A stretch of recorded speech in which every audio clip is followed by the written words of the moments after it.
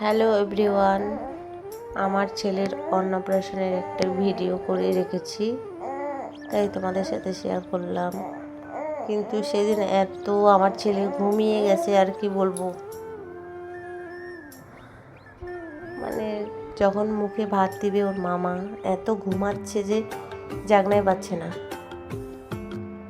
এত ডাকাডাকি করতেছে, চোখে জল ছিটা দিচ্ছে, তবু ওর আর ঘুম ভাঙে না।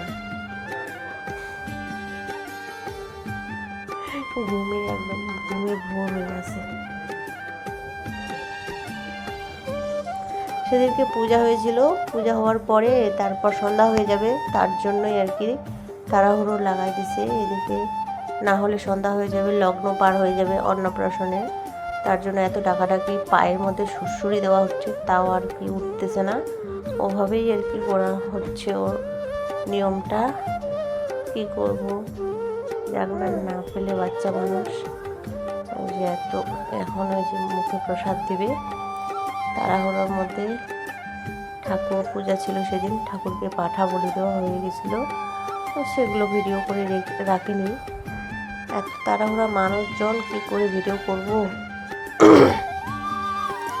তার জন্যই আর কি এই যে এখন মুখে প্রসাদ দিবে ওর মামা, মুখে প্রসাদ দিচ্ছে, ঘুমিয়ে খাচ্ছে।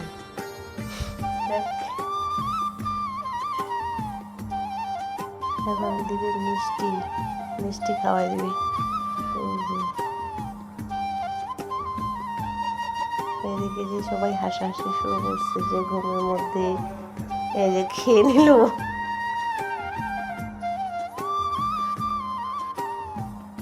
আর এমনি বই, কলম, মাটি আমাদের নিয়মে আছে দেওয়া, সোনা রূপা ওগুলা দিয়েছিল, ওগুলো এমনি ঘুমের মধ্যে ধরছে, আর কিছু করানো হয়নি। একদম আমি দিচ্ছি, এগুলা এখানে দিয়েছি। নিয়মটা সারা হয়ে গেল, তারপরে আবার জাগনা পেয়েছে। নিয়ম হওয়ার পরে আবার জাগনা পেয়েছে, তার আগে ওর ঘুমে ভোর হয়ে গেছে, নিয়ম পালন করা। তারপরে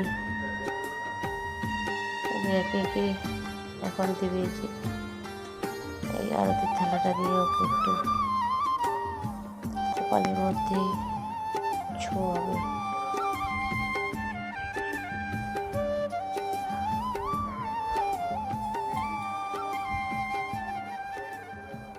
এর মাঝখানে